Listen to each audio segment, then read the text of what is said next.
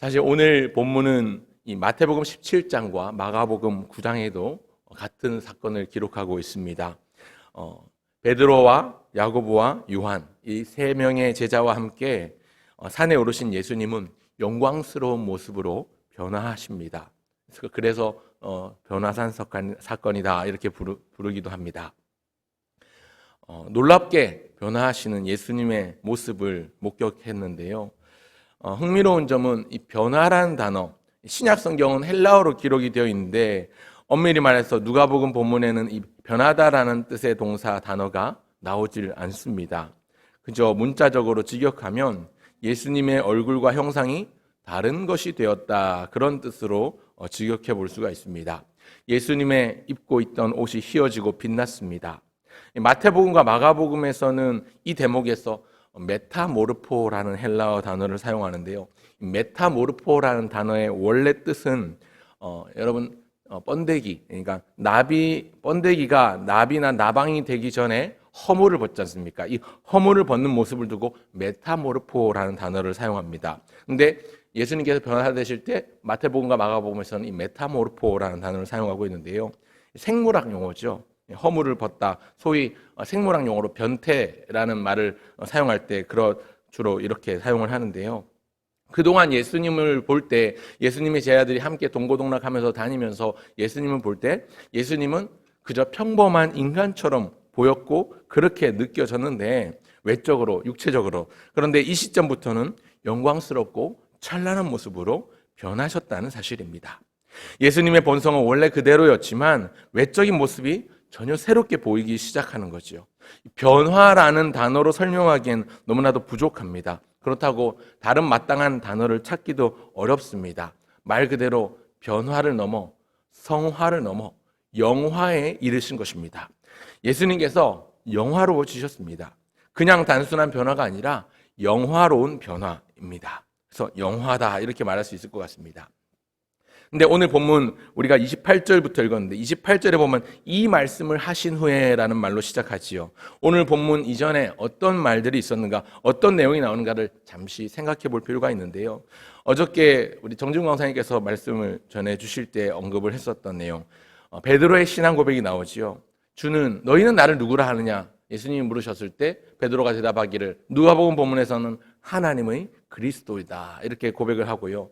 너무나도 유명한 고백이죠. 마태복음 16장 16절에서는 주는 그리스도시요 하나님의 아들이시니이다 이렇게 고백을 합니다. 그리스도는 예수님의 직분에 관한 고백이고 하나님의 아들은 예수님의 인격에 대한 고백입니다. 많은 사람들이 예수님을 엘리야나 세례 요한 정도로 또 선지자 정도로 이해했는데 베드로만큼은 그리스도요 하나님의 아들이라고 고백한 것이지요. 예수님은 이런 베드로를 칭찬하셨고 그에게 천국의 열쇠를 맡기겠노라 하셨습니다. 그런데 사랑하는 성도 여러분, 베드로가 이렇게 신앙 고백을 했다고 하지만 그렇다고 해서 베드로가 예수님을 다 안 것은 아니었습니다. 왜냐하면 실제 베드로가 이해했던 그리스도는 유대인들이 생각했던 그리스도의 모습과 크게 다르지 않았기 때문입니다. 그리스도께서 오시면 대적 원수들을 몰아내고 왕위에 앉으실 것이라고 여겼습니다. 유대인들이 그렇게 여겼는데요. 유대인들은 예수님이 그리스도가 될 수 없다고 여겼고 베드로는 예수님이 그리스도가 되실 것이라고 믿은 것이죠. 무슨 근거로 이렇게 말하냐면 제 생각이 아니고 베드로의 신앙 고백 이후에 예수님은 자신의 죽음과 부활을 말씀하셨습니다. 근데 그것에 대한 베드로의 반응을 우리가 보면 알 수가 있습니다. 베드로가 생각할 때 그리스도는 절대로 죽으면 안 되는 존재지요. 왜냐하면 그리스도는 통치자가 되어야 되기 때문입니다. 그런데 예수님께서 죽을 것이라고 말씀하니까 베드로가 절대로 예수님이 죽게 놔두지 않겠다고 큰 소리를 떵떵 쳤습니다. 그때 예수님은 베드로에게 사탄아 내 뒤로 물러가라 이렇게 말씀하셨죠. 오늘 본문에 나와 있지 않지만 마태복음 본문에 이 사건을 기록하고 있습니다. 복이 있다 칭찬을 받으신 직후에 베드로를 향해서 사탄아 물러가라 이렇게 말을 들었던 사람이 베드로입니다.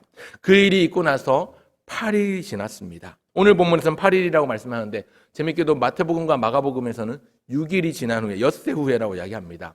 날짜의 차이가 있는 것은 아니고요. 시간 관념에 따라서 로마시를 사용하냐 유대시를 사용하냐에 따라서 만 6일이 8일 정도, 7일 정도에 해당하기 때문에 오늘 본문에 8일 정도 지났다라고 한 건 정확하게 말하면 만 6일이 지난 상태입니다. 그리고 산으로 올라가서 오늘 장면을 목격하고 있는데요. 예수님께서 변화되실 때에 모세와 엘리야가 나오지요. 제자들은 모세와 엘리야를 본 적이 없는데 어떻게 모세인지 알았을까? 어떻게 엘리야인지 알았을까? 보는 본문을 묵상하고 설교를 준비하면서 연구하면서 좀 궁금증이 생겨났습니다. 아마 그 엘리야와 모세라는 존재를 처음부터 인식했던 건 아닌 것 같고 그 변화산에서 예수님의 변화를 바라보면서 이 함께 등장한 두 사람이 서로 주고받는 대화를 통해서 아마 한 사람은 엘리야고 한 사람은 모세라는 것을 알게 되었을 것입니다.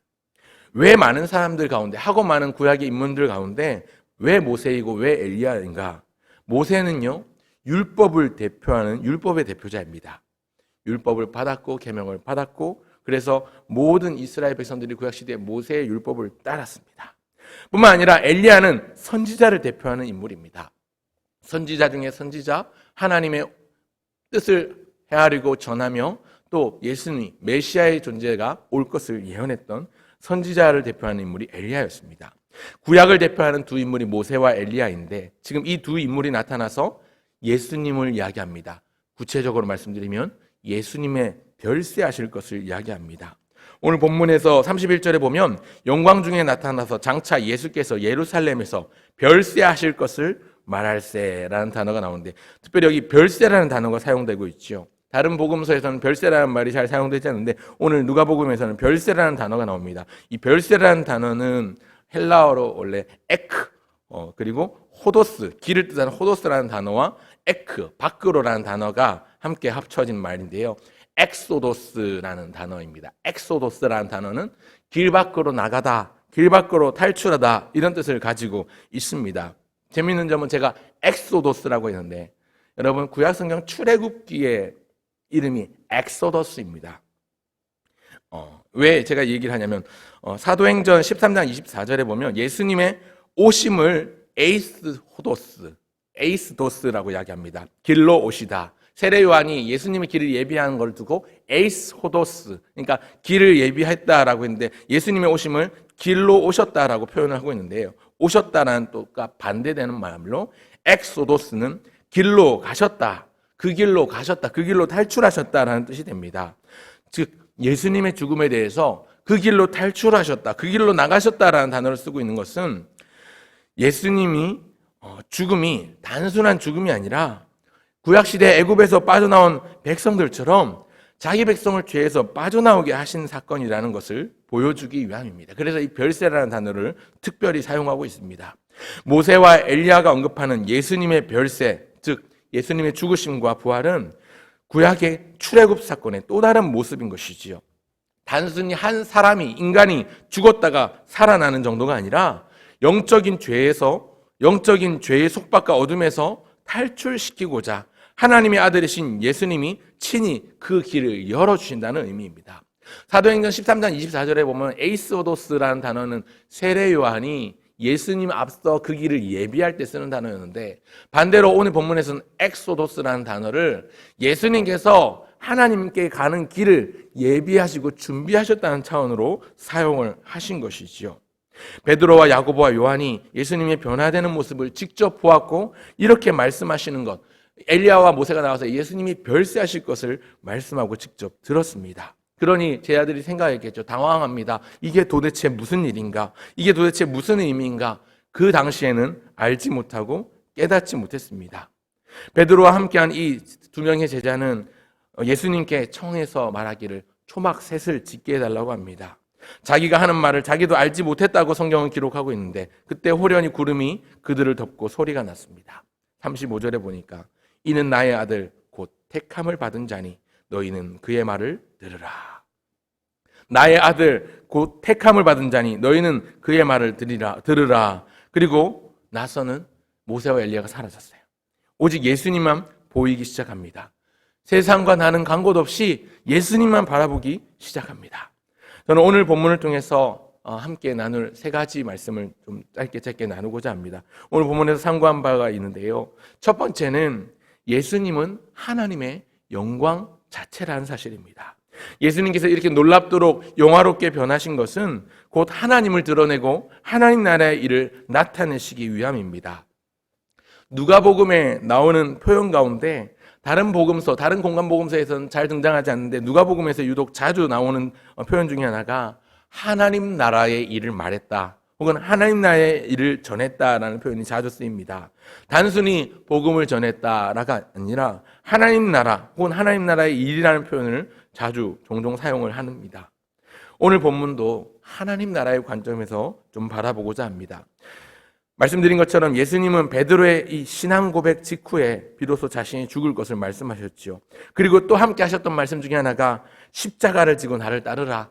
누구든지 자기를 부인하고 자기 십자가를 지고 나를 따를 것이니라, 그렇게 말씀하셨습니다. 그 직후에 산으로 올라가셨습니다. 산에 올라간 야고보와 요한과 베드로가 모세와 엘리야를 보았고 예수님이 별세하실 것을 듣게 되었습니다. 그러니 이 제자들 생각에는 산에 올라왔는데 예수님이 죽을 것이라고 하시니까 착각했던 것 같습니다. 아마 산 밑으로 내려가면 헤롯 왕을 비롯한 예수님을 싫어하는 많은 대적자들이 예수님을 해칠 수 있겠다, 해할 수 있겠다, 그래서 산 밑으로 안 내려가는 게 좋겠다라고 생각을 한 거죠. 그래서 말하기를 초막셋을 짓게 해달라는 겁니다. 그래서 하나는 엘리야를 위해서, 하나는 모세를 위해서, 하나는 주를 위해서, 예수님을 위해서 그냥 여기서 살자는 거지요. 산 밑으로 내려가면 위험하니까 그냥 여기 사는 게 좋겠다라고 생각을 했나 봅니다. 그러나 그때 곧 구름이 그들을 덮으면서 하나님의 음성이 들렸습니다. 제발 예수님이 하신 말을 잘 생각해 보라는 겁니다. 너희는 그의 말을 들으라. 이 말은요, 그의 말을 들으라 하는 것은 이미 한 말에 대한 상기입니다. 이미 어제 우리가 살펴봤지만 22절과 23절에 보면 이르시되 인자가 많은 고난을 받고 장로들과 대제사장들과 서기관들에게 버림받아 죽임을 당하고 제3일에 살아나야 하리라 하시고, 또 무리에게 이르시되 아무든지 나를 따라오려거든 자기를 부인하고 날마다 제 십자가를 지고 나를 따를 것이니라, 이렇게 말씀하셨는데요. 예수님께서 제 아들에게 말씀하시기를 죽을 각오로 나를 따르라, 이렇게 말씀하신 거죠. 그리고 산으로 올라가셨습니다. 예수님께서 말씀하시기를 너희 여기 있는 사람들 중에 죽기 전에 하나님의 영광을 볼 자들이 있다, 그렇게 말씀하시고 산으로 올라가셨습니다. 그리고 나서 보여주신 게 하나님의 영광이었습니다. 죽기 전에 하나님의 영광을 맛배기로 보여주겠다 하신 예고를 하신 거죠. 그리고 실제로 맛배기를 보여주신 것입니다. 예수님께서 앞으로 받으실 영광의 모습을 먼저 이 제자 세 사람에게 살짝 보여주신 거죠. 자유주의 신학에 기반한 소위 민중신학이라고도 하고 해방신학이라고도 하는데요. 이 안병무 박사나 서남동이라는 목사님은 민중신학, 해방신학을 주창했던 사람 중에 대표적인 사람입니다. 그런 사람들의 말에 따르면 예수님은 가난한 자, 병든 자, 고아와 과부들과 나그네의 편에 서신 것을 두고 예수님을 그런 연약한 자들에게 힘이 되어주시고 새 시대를 열어갈 수 있는, 사회를 새롭게 할 수 있는 분으로 여겼습니다. 그런데 그런 민중신학이 강가한 것, 해방신학에서 강가한 것이 있는데 그게 뭐냐면 예수님이 그 자체로 하나님이시고 예수님은 하나님의 영광을 위해서 하나님의 열심으로 현현하신 하나님 본체시라는 사실을 간과합니다. 오늘 본문이 그것을 분명하게 보여줍니다. 하나님 본체시라는 것, 하나님과 함께 하시는 분이라는 것. 부활하신 예수님을 만나고 경험하고 성령의 충만함을 받은 제자들이 나중에 목숨을 아끼지 않고 그 부활하신 예수님, 그 복음을 증거했었지요. 나중에 베드로후서 1장 17절에 이 때를, 오늘 본문에 나온 때를 회고하면서 이렇게 말씀합니다. 지극히 큰 영광 중에서 이러한 소리가 그에게 나기를 이는 내 사랑하는 아들이요 내 기뻐하는 자라 하실 때에 저가 하나님 아버지께 존귀와 영광을 받으셨느니라. 예수님의 제자 베드로가, 사도 베드로가 나중에 이제 자기의 순교를 얼마 앞두지 않은 상태에서 흩어진 자들, 디아스포라, 그 고난당하고 있는 흩어진 성도들에게 편지하면서 오늘 본문의 때를 회고하며 이야기합니다. 예수님이 하나님 아버지의 영광과 존귀를 받으신 분이다. 예수님 자체가 하나님의 영광이고 하나님 본체시라는 것이죠. 우리는요, 예수님을 알아야 하나님을 제대로 알 수가 있습니다. 예수님을 모르는데 하나님을 안다고 말할 수 없습니다. 예수님은 하나님의 영광이고 하나님의 사랑의 결정체이고 하나님 자신이십니다. 그렇기 때문에 그리스도이신 예수님 없이는 우리의 구원도 없습니다. 예수님의 십자가 없이는 영광의 면류관도 없습니다. No cross, no crown. 사람은 지식을 습득하고 교육해서 변화지는 게 아닙니다. 물론 그렇게 변할 수 있겠지만 그리스도이신 예수님을 만나고 그분을 참 구주로 고백할 때에, 그분이 진정한 그리스도시고 나의 주 되심을 고백할 때에 사람은 변화할 수 있습니다. 오늘 우리가 그런 예수님 만나기를 소원합니다. 그래서 예수님을 만나고 예수님 때문에 변화되는 인생, 예수님이 영화롭게 변화하신 것처럼 우리의 삶도 예수님 때문에 날마다 성화되어지고 마침내 영화에 이르는 그 날을 소망할 수 있게 되기를 주의 이름으로 소원합니다.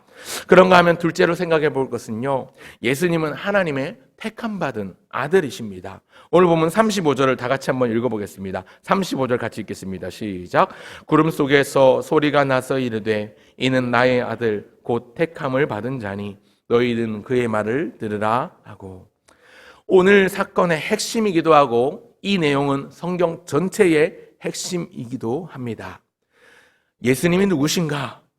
여러분, 예수님이 요단강에서 세례를 받으실 때에도 같은 음성이 하늘로부터 있었습니다. 나의 아들, 내 기뻐하는 자라는 음성이 있었죠. 오늘 보면 나의 아들 곧 택함을 받은 자니 너희는 그의 말을 들으라. 여러분, 베드로는 모세와 엘리야와 예수님을 같은 위치에 두고 보는 듯 합니다. 모세와 엘리야와 예수님이 각각 초막 셋을 짓고 살면 좋겠다고 그렇게 이야기를 하지요. 그런데 하나님께서 오해를 풀고자 친히 음성으로 들려주십니다. 이는 나의 아들 곧 택함을 받은 자니 너희는 그의 말을 들으라. 뭔가 신비한 경험을 한 정도가 아니고요, 뚜렷하고 똑똑하게 예수님이 하나님의 아들이심을 분명히 드러내고 알려주시는 겁니다. 이 전까지만 하더라도 베드로가 초막 셋을 짓고 살면 좋겠다 했을 때 생각하기를, 이 베드로나 야고보와 요한은요, 예수님을요, 엘리야 같은 분이구나, 모세와 같은 분이구나, 지금 세 분이 나란히 있는 거예요 지금. 그러니까 얼마나 위대해 보입니까? 그런데 하나님의 음성은 아니다라는 거죠. 모세나 엘리야보다도 훨씬 더 뛰어나시고 훨씬 더 우월하신 분이 바로 계신데 예수님이라는 겁니다. 그는 나의 아들이다, 하나님의 아들이다라고 이 제자들의 오해를 교정해 주십니다. 그러니 오늘 본문에서 우리 한글 성경에는 그냥 너희는 그의 말을 들으라 되어 있지만, 이 원래 원문을 직역하면 제발 그의 말을 들으라 이렇게 굉장히 강조되어 있습니다. 제발 좀 그의 말을 들으라, 이런 표현으로 지금 나오고 있는 구절이 35절 말씀입니다. 제발 좀 예수님의 말씀을 들어야 되겠습니다. 오늘 우리도 하나님의 말씀, 예수님의 음성을 들어야 합니다. 여러분, 믿음은요, 들음에서 나고 들음은 그리스도의 말씀으로 말미암습니다. 듣지 않는데 믿음이 생겨날 수 없고 듣지 않는데 믿음이 자랄 수 없습니다. 1년에 한두 번 예배 오는 거요? 성탄절, 부활절로만 예배 드리면 믿음이 생겨날까요? 그렇지 않습니다. 겨우 성경 몇 장, 몇 구절 좀 읽는다고 해서 신앙이 유지되거나 성장할까요? 그렇지 않습니다. 우리는요, 끊임없이 주의 말씀을 들어야 합니다. 우리는 주님의 말씀에 귀를 기울여 그 말씀에 경청할 뿐 아니라 그 말씀이 주어졌을 때 즉시로 움직이고 행동할 수 있는 순종의 삶을 살아야 합니다. 많은 문제가 우리 앞에 놓여 있고 산적해 있을 때 말씀을 통해 우리는 해결함 받을 수 있습니다. 왜냐하면 하나님의 말씀은 진리이고 그 말씀에 힘이 있고 권능이 있기 때문입니다. 시편 119편 105절에 시편 기자는 이렇게 고백합니다. 주의 말씀은 내 발의 등이요 내 길의 빛이니이다. 앞이 캄캄해서 보이지 않을 때 우리가 붙잡아야 될 등은 주님의 말씀입니다. 하나님의 말씀입니다. 오늘 본문에서 그렇게 예수님에 대해서 엘리야와 모세와 같은 분인가 보다, 어깨를 나란히 할 만한 분인가 보다 생각했을 때 하늘로부터 하나님의 음성이 들려 그들을 교정해 주시기를 제발 그의 말을 들으라, 이는 나의 택한 아들이다, 이렇게 교정해 주셨던 것처럼 우리가 때마다 시마다 우리는 실수하고 실패할 수밖에 없는 부족한 존재이지만, 연약한 존재이지만 하나님의 말씀을 시시로 들음으로써 하나님의 뜻을 알게 되고 하나님이 기뻐하시는 것이 무엇인지 교정받을 수 있습니다. 많은 문제 앞에서 우리는 무엇보다 하나님 앞에 기도해야 되죠. 또 기도할 뿐만 아니라 하나님의 말씀을 붙들어야 합니다. 말씀의 권능이 있기 때문에 그렇습니다. 하나님의 영광이시고 하나님의 근본 본체이시고 하나님 자체이신 그분의 말씀에 귀를 기울이고 순종할 수 있는 우리 모두가 되기를 주의 이름으로 소원합니다. 그런가 하면 마지막 셋째는요, 사명이 남아있는 삶의 현장으로 돌아가야 한다는 사실입니다. 예수님을 따라 올라간 제자는 세 사람이었습니다. 베드로와 야고보와 요한입니다. 이 세 사람은 잊을 수 없는 인생의 최고의 경험을 했죠. 신비하고 놀라운 경험을 목격했습니다. 아직 예수님께서 부활하시기도 전, 잡히시기도 전에 놀라운 하늘의 영광을 먼저 맛본 것이죠. 황홀경에 사로잡힌 듯, 무언가에 홀린 듯, 그래서 내뱉은 말에 초막셋을 짓게 해달라는 것입니다. 33절에 보니까 우리가 여기 있는 것이 좋사오니 우리가 초막셋을 짓되, 그 놀라운 광경을 보았고 영광을 맛보고 있으니 너무 그 상태가 좋았을 것입니다. 그러니 그대로 있길 원했습니다. 산 밑으로 내려갈 마음이 없었던 것이죠. 너무나도 신비롭고 너무나도 강력한 이 임재, 이 안에 머물기를 원했을 것입니다. 여러분, 사람은요, 누구나 영광받기를 좋아합니다. 강력한 임재 가운데 놀라운 영광을 경험한 이 세 사람이니 얼마나 그대로 있고 싶겠습니까? 그때 하늘의 음성이 들립니다. 그의 말을 들으라. 그리고는 정신을 차려보니까 모세가 엘리야가 사라지고 예수님만 보입니다. 그리고 나서 제 아들은 잠잠했습니다. 왜 그렇습니까? 다시 산 아래로 내려가야 하기 때문입니다. 그들이 본 것을 그때는 아무에게도 이르지 않았다고 성경이 말씀하고 있는데, 그때에는, 그러니까 그 영광을 경험한 직후에는 아무에게도 말하지 않습니다. 제 아들에겐 사명이 남아 있습니다. 예수님께는 아직 할 일이 남아 있습니다. 그 사명이 다하고 놀라운 예수님의 구속 사역이 완성되는 그 순간, 그날에는 이보다 더 큰 영광을 경험할 것입니다. 그때에는 제 아들이 아무 말도 하지 않고 잠잠했습니다. 왜요? 예수님이 아직 죽으시기 전에, 예수님이 아직 다시 살아나시기 전에, 아직 영광을 받으시기 전의 모습, 그러나 영광을 받으신 모습을 살짝 보았기 때문에 아무 말도 할 수 없었습니다. 나중에 부활하신 예수님을 만나고 예수님께서 승천하신 이후에 제 아들은 곳곳에 다니며 이 예수님을 증거했습니다. 이때 말하지 않았던 그 예수님을 그때는 말했습니다. 산에서 다시 내려가는 제 아들은 또 많은 문제를 만날 것입니다. 예수님은 여전히 많은 병자들을 만나고 대적자들을 만날 것입니다. 제 아들과 예수님 앞에 놓인 것은 환난과 고통이고 어려움도 이제 마주하게 될 것입니다. 그러나 이길 수 있습니다. 왜 이길 수 있냐면요, 영광을 보았기 때문에. 영광을 보았고 경험한 사람은 그 무엇도 두렵지 않고 아무것도 아깝지 않습니다. 어떤 대가를 치러서라도 그 영광을 얻고자, 그 영광을 누리고 살 것입니다. 야고보와 이 베드로는요, 부활하신 예수님의 복음과 하나님 나라의 비밀을 전하며 결국 순교했지요. 또 요한은요, 사로잡혀서 반모섬에 유배되고 마지막 죽을 때까지 주의 말씀을 기록하며 요한계시록을 기록하며 주의 부르심을 받았던 사람입니다. 이 세 사람의 공통점은 목숨이 아깝지 않을 만큼 특별한 가치를 알았다는 것입니다. 주님의 영광을 체험한 것입니다. 오늘 이 땅에서 또 우리가 교회에서 경험할 수 있는 주님의 영광은 맛배기에 불과합니다. 여러분, 우리에게는요, 우리가 경험할 수 있는 최고의 순간이 있는데 그 순간보다 더 크고 놀라운, 이 땅 어느 나라의 어느 언어로도 표현할 수 없는 놀라운 영광스러움이 주의 백성들을 위해서 예비되어 있습니다.